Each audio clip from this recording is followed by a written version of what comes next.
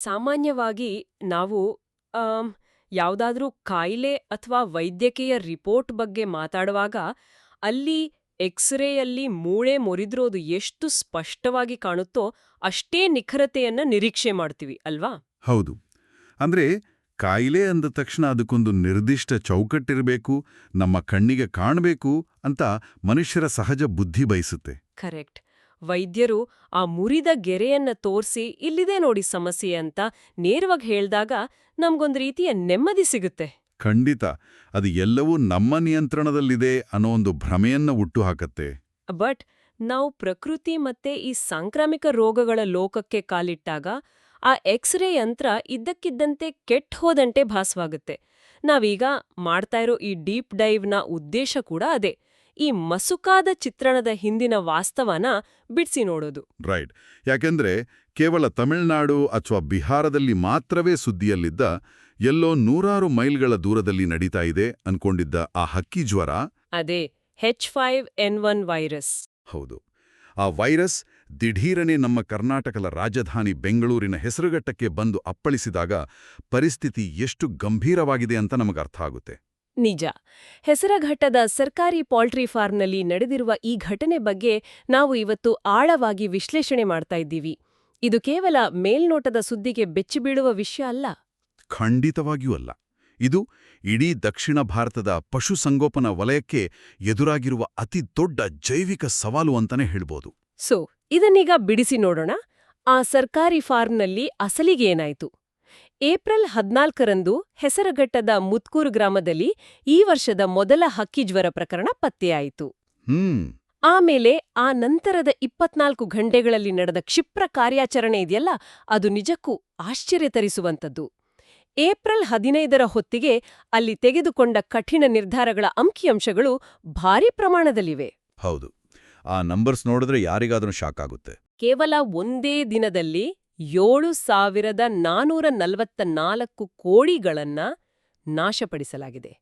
ಕೇವಲ ಕೋಳಿಗಳಷ್ಟೇ ಅಲ್ಲ, ಸುಮಾರು 14,700ಕ್ಕೂ ಹೆಚ್ಚು ಮೊಟ್ಟೆಗಳು ಮತ್ತೆ 2,200ಕ್ಕೂ ಹೆಚ್ಚು ಕೆಜಿ ಕೋಳಿ ಆಹಾರ ಹಾಗೂ ತ್ಯಾಜ್ಯವನ್ನ ಸಂಪೂರ್ಣವಾಗಿ ವಿಲೇವಾರಿ ಮಾಡಲಾಗಿದೆ.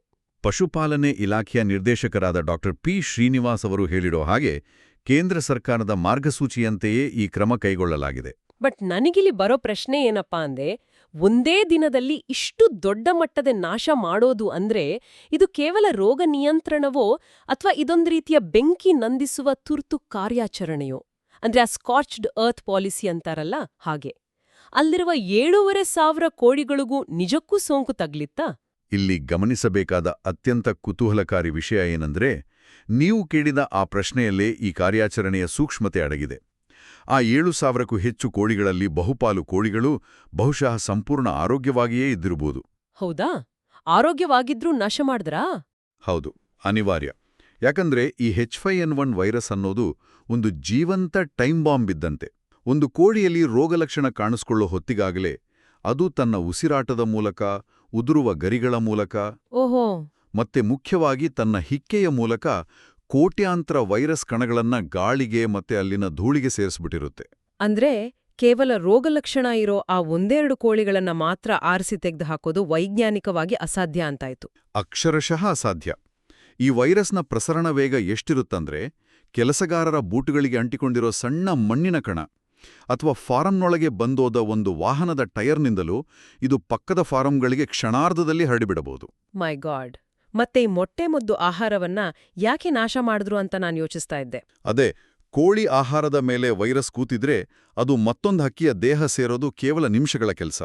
ಹಾಗಾಗಿ ಅಲ್ಲಿನ ಪ್ರತಿಯೊಂದು ವಸ್ತುವನ್ನು ಆಳವಾದ ಗುಂಡಿ ತೋಡಿ ಸುಣ್ಣದ ಪುಡಿ ಹಾಕಿ ಮಣ್ಣು ಮಾಡಲೇಬೇಕಾಗತ್ತೆ.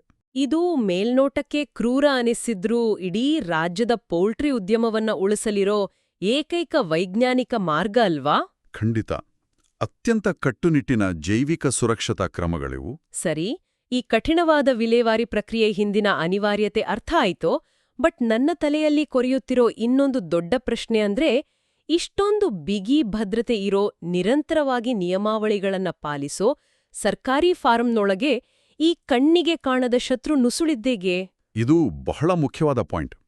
ಇದರ ಬಗ್ಗೆ ತಜ್ಞರ ವರದಿಗಳನ್ನ ನಾವು ಗಮನಿಸಿದಾಗ ಹಾ ಹೀಟ್ ಸ್ಟ್ರೆಸ್ ಅಥವಾ ಉಷ್ಣದ ಒತ್ತಡ ಅನ್ನೋ ವಿಚಾರ ಪದೇ ಪದೇ ಬರುತ್ತೆ. ಹೌದು, ನಾನು ಅದನ್ನೇ ಕೇಳಬೇಕು ಅನ್ಕೊಂಡೆ. ಬೇಸಿಗೆಯ ವಿಪರೀತ ಬಿಸ್ಲು ಪಕ್ಷಿಗಳ ಮೇಲೆ ಇಷ್ಟೊಂದು ಕೆಟ್ಟ ಪರಿಣಾಮ ಬೀರುತ್ತಾ? ಅಂದ್ರೆ ಈಗ ನಾವು ಮನುಷ್ಯರು ವಿಪರೀತ ಬಿಸ್ಲಿನಲ್ಲಿ ಓಡಾಡಿದಾಗ ಸುಸ್ತಾಗಿ ಸಣ್ಣದೊಂದು ಶೀತಕ್ಕೂ ತುತ್ತಾಗ್ತೀವಿ. ಅದೇ ರೀತಿ ಪಕ್ಷಿಗಳ ರಕ್ಷಣಾ ವ್ಯವಸ್ಥೆಯು ಈ ಹೀಟ್ ಸ್ಟ್ರೆಸ್ನಿಂದ ಕುಸಿದು ಹೋಗುತ್ತಾ? ಎಕ್ಸಾಕ್ಟ್ಲಿ.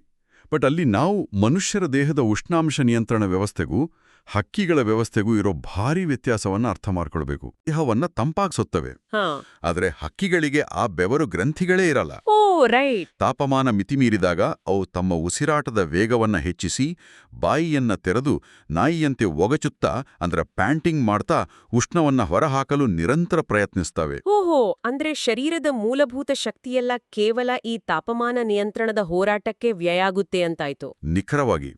ಈ ನಿರಂತರ ಹೋರಾಟದಿಂದಾಗಿ ಅವುಗಳ ಜೈವಿಕ ವ್ಯವಸ್ಥೆ ತೀವ್ರವಾದ ಒತ್ತಡಕ್ಕೆ ಸಿಲುಗುತ್ತೆ.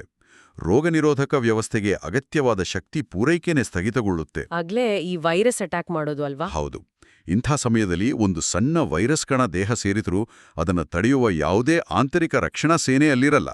ಬಟ್ ಆ ವೈರಸ್ ಕಣ ಅಲ್ಲಿಗೆ ಬಂದಿದ್ದಾದ್ರೂ ಹೇಗೆ? ಮುತ್ಕೂರು ಗ್ರಾಮದ ಫಾರಂ ಪಕ್ಕದಲ್ಲೇ ಇರೋದು ಪ್ರಸಿದ್ಧ ಹೆಸರಘಟ್ಟ ಕೆರೆ ಅಂತ ನಮ್ಗೆಲ್ಲ ಗೊತ್ತಿದೆ. ಅಲ್ಲಿಗೆ ಪ್ರತಿ ವರ್ಷವೂ ದೇಶ ವಿದೇಶಗಳಿಂದ ವಲಸೆ ಹಕ್ಕಿಗಳು ಬರ್ತವೆ. ಆದರೆ ಕಾಡಿನಿಂದ ಬರೋ ಆ ಹಕ್ಕಿಗೂ ಈ ಮುಚ್ಚಿದ ಫಾರಂನೊಳಗೆ ಇರೋ ವಾಣಿಜ್ಯ ಕೋಳಿಗಳಿಗೂ ಸಂಪರ್ಕ ಹೇಗೆ ಸಾಧ್ಯ? ಇದನ್ನೇ ವಿಜ್ಞಾನಿಗಳು ಒನ್ ಹೆಲ್ತ್ ಅಥವಾ ಏಕ ಆರೋಗ್ಯ ವ್ಯವಸ್ಥೆ ಅಂತ ಕರೆಯೋದು. ನಾವೆಲ್ಲರೂ ಒಂದೇ ಪರಿಸರದ ಜಾಲದಲ್ಲಿ ಹೀಗೆ ಬೆಸೆದುಕೊಂಡಿದ್ದೀವಿ ಅನ್ನೋದಕ್ಕೆ ಇದೊಂದು ಬೆಸ್ಟ್ ಎಕ್ಸಾಂಪಲ್. ಸ್ವಲ್ಪ ಬಿಡಿಸಿ ಹೇಳ್ತೀರಾ? ಖಂಡಿತ. ಕಲ್ಪನೆ ಮಾಡ್ಕೊಳ್ಳಿ, ಸೈಬೀರಿಯಾ ಅಥವಾ ಮತ್ತಾವುದೋ ದೂರದ ದೇಶದಿಂದ ಹಾರಿ ಬಂದ ವಲಸೆ ಹಕ್ಕಿಯೊಂದು ಹೆಸರಘಟ್ಟ ಕೆರೆಗೆ ಬಂದು ಇಳಿಯುತ್ತೆ. ಅದು ತನ್ನ ಹಿಕ್ಕೆಯನ್ನ ಕೆರೆಯ ದಡದಲ್ಲಿ ಹಾಕುತ್ತೆ. ಓಕೆ. ಆ ದಡದಲ್ಲಿ ಆಹಾರ ಹುಡುಕೊಂಡು ಬರುವ ನಮ್ಮ ಊರಿನ ಒಂದು ಸಾಮಾನ್ಯ ಕಾಗೆ ಅಥವಾ ಗುಬ್ಬಚ್ಚಿ ಆ ಹಿಕ್ಕೆಯನ್ನ ತುಳಿಯುತ್ತೆ. ನಂತರ ಅದೇ ಕಾಗೆ ಹಾರಿಕೊಂಡು ಬಂದು ನಮ್ಮ ಈ ಸರ್ಕಾರಿ ಪೌಲ್ಟ್ರಿ ಫಾರಂನ ಶೆಡ್ಗಳ ಮೇಲೆ ಕೂರುತ್ತೆ ಅಥವಾ ಅಲ್ಲಿನ ಗಾಳಿಯಲ್ಲಿ ಹಾರಾಡುತ್ತೆ. ವಾವ್, ಎಂಥ ಸೂಕ್ಷ್ಮವಾದ ಸರಪಳಿ ನೋಡಿ. ಅಂದ್ರೆ ಎಲ್ಲೋ ಸಾವಿರಾರು ಕಿಲೋಮೀಟರ್ ದೂರದ ವಲಸೆ ಹಕ್ಕಿಯ ಪ್ರಯಾಣ ನಮ್ಮ ಸ್ಥಳೀಯ ಫಾರಂನ ಭದ್ರತೆಯನ್ನ ಅಣಕಿಸುವಂತೆ ವೈರಸ್ ಅನ್ನ ಹೊತ್ತು ತಂದಿದೆ. ಹೌದು. ಮನುಷ್ಯನ ವಾಣಿಜ್ಯ ಚಟುವಟಿಕೆಗಳು ಮತ್ತು ವನ್ಯಜೀವಿಗಳ ಆವಾಸ ಸ್ಥಾನದ ನಡುವಿನ ಅಂತರ ಈಗ ಎಷ್ಟು ಕಿರಿದಾಗಿದೆ ಅಂದ್ರೆ ಪ್ರಕೃತಿಯ ಒಂದು ಸಣ್ಣ ಬದಲಾವಣೆಯು ನಮ್ಮ ವ್ಯವಸ್ಥೆಯನ್ನ ಬುಡಮೇಲು ಮಾಡಬಲ್ಲದು. ಅದೇ ಈ ಒನ್ ಹೆಲ್ತ್ ಪರಿಕಲ್ಪನೆಯ ಮುಖ್ಯ ಉದ್ದೇಶವೇ ಅದು. ನಗರ ಪ್ರದೇಶಗಳ ವಿಸ್ತರಣೆಯಿಂದಾಗಿ ಕೆರೆಗಳ ಪಕ್ಕದಲ್ಲೇ ಫಾರಂಗಳು ತಲೆ ಎತ್ತುತ್ತಿವೆ. ವನ್ಯಜೀವಿ, ಸಾಕುಪ್ರಾಣಿ ಮತ್ತು ಮನುಷ್ಯರ ಆರೋಗ್ಯವನ್ನ ಪ್ರತ್ಯೇಕವಾಗಿ ನೋಡದೆ ಒಂದೇ ಸಮಗ್ರ ವ್ಯವಸ್ಥೆಯಾಗಿ ನೋಡ್ಬೇಕು ನಾವು. ಇಲ್ಲಿ ವಿಷಯ ನಿಜಕ್ಕೂ ಆಸಕ್ತಿದಾಯಕವಾಗತ್ತೆ. ಯಾಕಂದ್ರೆ ಪರಿಸ್ಥಿತಿ ಕೇವಲ ಪಕ್ಷಿಗಳಿಗೆ ಮಾತ್ರ ಸೀಮಿತವಾಗಿಲ್ಲ ಅನ್ನೋದು ಮತ್ತಷ್ಟು ಆತಂಕಕಾರಿ. ಈ H5N1 ವೈರಸ್ಗೆ ಝೂನೋಟಿಕ್ ಪೊಟೆನ್ಷಿಯಲ್ ಇದಲ್ವಾ? ಹೌದು. ಝೂನೋಟಿಕ್ ಅಂದ್ರೆ ಸೋಂಕಿತ ಹಕ್ಕಿಗಳಿಂದ ಮನುಷ್ಯರಿಗೂ ಹರಡುವ ಭಾರಿ ಅಪಾಯ. ಅದಕ್ಕಾಗಿಯೇ ಆ ಮುತ್ಕೂರ್ ಫಾರೆನ್ನಲ್ಲಿ ಕೆಲಸ ಮಾಡ್ತಿದ್ದ 10 ಜನ ಸಿಬ್ಬಂದಿಯನ್ನ ತಕ್ಷಣವೇ ಮುನ್ನೆಚ್ಚರಿಕಾ ಕ್ರಮವಾಗಿ ಕ್ವಾರಂಟೈನ್ ಮಾಡ್ಲಾಯ್ತು. ಕರೆಕ್ಟ್. ಮನುಷ್ಯರಿಗೆ ತಗುಲಿದ್ರೆ ಇದು ಸಾಮಾನ್ಯ ಶೀತದಂತಿರದೆ ಉಸಿರಾಟದ ವ್ಯವಸ್ಥೆಯ ಮೇಲೆ ತೀವ್ರವಾದ ದಾಳಿ ಮಾಡುತ್ತೆ. ಸದ್ಯಕ್ಕೆ ಆ 10 ಜನರಲ್ಲಿ ಯಾರಿಗೂ ಯಾವುದೇ ಸೋಂಕಿನ ಲಕ್ಷಣಗಳಿಲ್ಲ ಅನ್ನೋದು ನಿಜಕ್ಕೂ ಒಂದು ದೊಡ್ಡ ರಿಲೀಫ್. ಹೌದು. ಅಧಿಕಾರಿಗಳು ಯಾವುದೇ ಸಣ್ಣ ರಿಸ್ಕ್ ತೆಗೆದುಕೊಳ್ಳಲು ಸಿದ್ಧರಿಲ್ಲದಿರಲು ಇದೇ ಮುಖ್ಯ ಕಾರಣ. ಬಟ್ ವೈದ್ಯಕೀಯ ಅಪಾಯದಷ್ಟೇ ದೊಡ್ಡದಾದ ಇನ್ನೊಂದು ಅಪಾಯ ನನ್ನ ಕಣ್ಣಿಗೆ ಕಾಣ್ತಾ ಇದೆ. ಅದೇ ನಮ್ಮ ಮಾರುಕಟ್ಟೆಯ ಮೇಲಾಗುವ ಆರ್ಥಿಕ ಒಡೆತ. ವಿಪರ್ಯಾಸ ಏನಂದ್ರೆ ವೈರಸ್ ಹರಡುವ ವೇಗಕ್ಕಿಂತ ಭಯ ಹರಡುವ ವೇಗ ಜಾಸ್ತಿ ಅಲ್ವೇ? ಇದನ್ನ ನಾವು ದೊಡ್ಡ ಮಟ್ಟದ ಚಿತ್ರಣಕ್ಕೆ ಅಳವಡಿಸಿ ನೋಡಿದ್ರೆ ಸಾರ್ವಜನಿಕರ ಆರೋಗ್ಯದ ಆತಂಕ ಮತ್ತೆ ಆರ್ಥಿಕ ವಾಸ್ತವದ ನಡುವೆ ನಡೆತಿರುವ ಒಂದು ದೊಡ್ಡ ಸಂಘರ್ಷ ಇದು.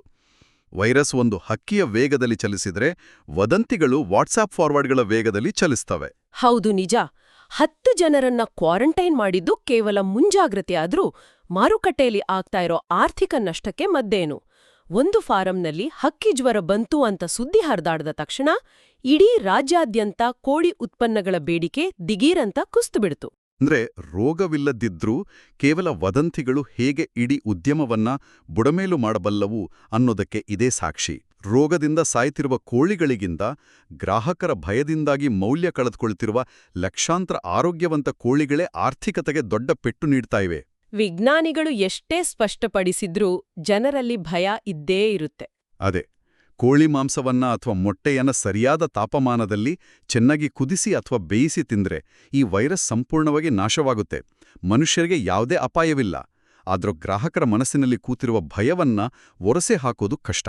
ಖಂಡಿತ. ಭಯದ ಮನೋವಿಜ್ಞಾನ ಯಾವಾಗ್ಲೂ ವೈಜ್ಞಾನಿಕ ಸತ್ಯಗಳಿಗಿಂತ ವೇಗವಾಗಿ ನಮ್ಮ ನಿರ್ಧಾರಗಳ ಮೇಲೆ ಪ್ರಭಾವ ಬೀರುತ್ತೆ.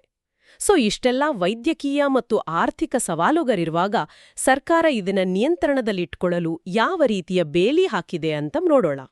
ವರದಿಗಳ ಪ್ರಕಾರ ಒಂದು ಕಟ್ಟುನಿಟ್ಟಿನ ಲಕ್ಷಣ ರೇಖೆಯನ್ನೇ ಎಳೆಯಲಾಗಿದೆ. ಹೌದು, ಅದು ಬಹಳ ಇಂಪಾರ್ಟೆಂಟ್. ಪ್ರಶ್ನೆ ಏನಂದ್ರೆ, ಈ 1 ಕಿಲೋಮೀಟರ್ ಮತ್ತು 10 ಕಿಲೋಮೀಟರ್ ವ್ಯಾಪ್ತಿಯ ತಂತ್ರಗಾರಿಕೆ ಒಂದು ರೀತಿಯಲ್ಲಿ ಕಣ್ಣಿಗೆ ಕಾಣದ ವೈರಸ್ ಸುತ್ತ ಬಲೆ ಹೆಣೆದಂತೆ ಇದೆಯಲ್ವೇ? ಈ ನಿರ್ದಿಷ್ಟ ಅಳತೆಗಳನ್ನೇ ಯಾಕಾರಿಸಿದ್ದಾರೆ? ಇದು ಎಪಿಡೆಮಿಯಾಲಜಿ ಅಂದ್ರೆ ಸಾಂಕ್ರಾಮಿಕ ರೋಗಶಾಸ್ತ್ರದ ಬಹಳ ಮುಖ್ಯವಾದ ಲೆಕ್ಕಾಚಾರ. ಆ 1 ಕಿಲೋಮೀಟರ್ ವ್ಯಾಪ್ತಿಯನ್ನ ನಾವು ಬಯಾಲಜಿಕಲ್ ಬ್ಲಾಸ್ಟ್ ಝೋನ್ ಅಂತ ಕರಿತೀವಿ. ಒಂದ್ ನಿಮಿಷ, ಬಯೋಲಾಜಿಕಲ್ ಬ್ಲಾಸ್ಟ್ ಝೋನ್ ಅಂದ್ರೆ ಸೋಂಕಿತ ಫಾರ್ಮ್ನಿಂದ ಹೊರಡುವ ಗಾಳಿಯ ಮೂಲಕ ಅಥವಾ ಅಲ್ಲಿನ ಧೂಳಿನ ಕಣಗಳ ಮೂಲಕ ವೈರಸ್ ನೇರವಾಗಿ ಮತ್ತು ಅತ್ಯಂತ ಸಾಂದ್ರವಾಗಿ ಹರಡಬಹುದಾದ ವ್ಯಾಪ್ತಿ ಇದು. ಓಹೋ. ಇಲ್ಲಿ ಜನವಸತಿ ಇರ್ಲಿ ಇಲ್ಲದಿರ್ಲಿ, ಈ ಗಾಳಿಯ ಅಲೆಗಳಿಗೆ ಸಿಲುಗುವ ಯಾವುದೇ ಪಕ್ಷಿ ತಕ್ಷಣವೇ ಸೋಂಕಿಗೆ ತುತ್ತಾಗುತ್ತೆ. ಹಾಗಾಗಿ ಈ ವಲಯದಲ್ಲಿ ತೀವ್ರವಾದ ನಿಗಾ ಮತ್ತು ನಾಶ ಕಾರ್ಯಾಚರಣೆ ನಡಿಲೇಬೇಕು. ಹಾಗಾದ್ರೆ ಈ 10 ಕಿಲೋಮೀಟರ್ ವ್ಯಾಪ್ತಿಯ ಕಣ್ಗಾವಲು ವಲಯದ ಉದ್ದೇಶ ಏನು?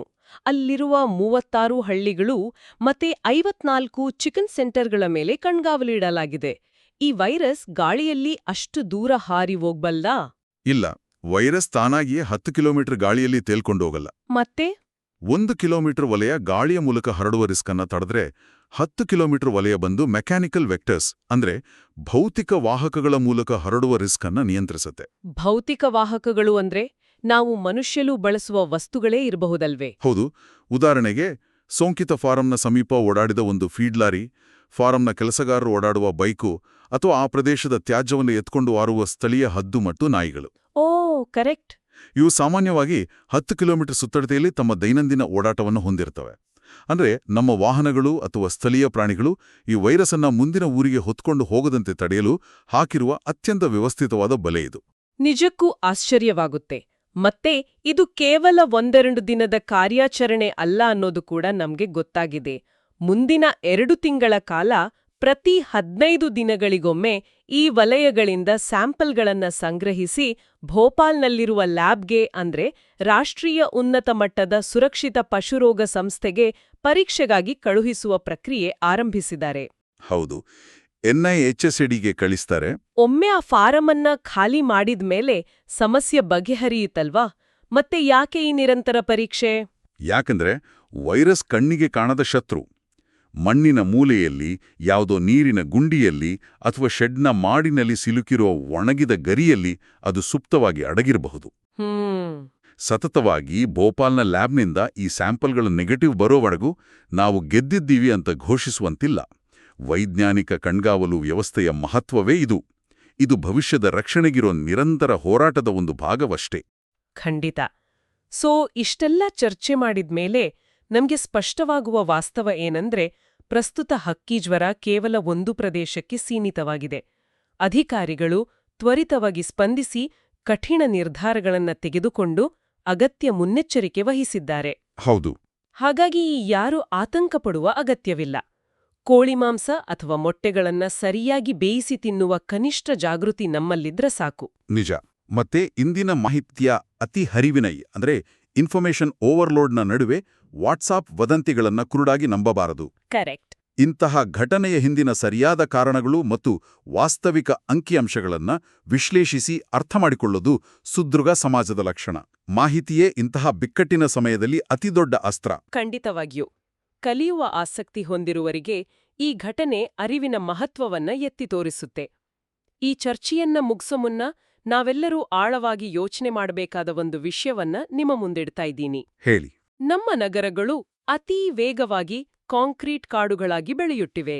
ಹೆಸರಘಟ್ಟದಂತಹ ನೈಸರ್ಗಿಕ ಕೆರೆಗಳ ಮತ್ತೆ ಅರಣ್ಯ ಪ್ರದೇಶಗಳ ಅಕ್ಕಪಕ್ಕದಲ್ಲೇ ಭಾರಿ ವಾಣಿಜ್ಯ ಉದ್ಯಮಗಳು, ಫಾರ್ಮ್ಗಳು ತಲೆ ಎತ್ತುತ್ತಿವೆ.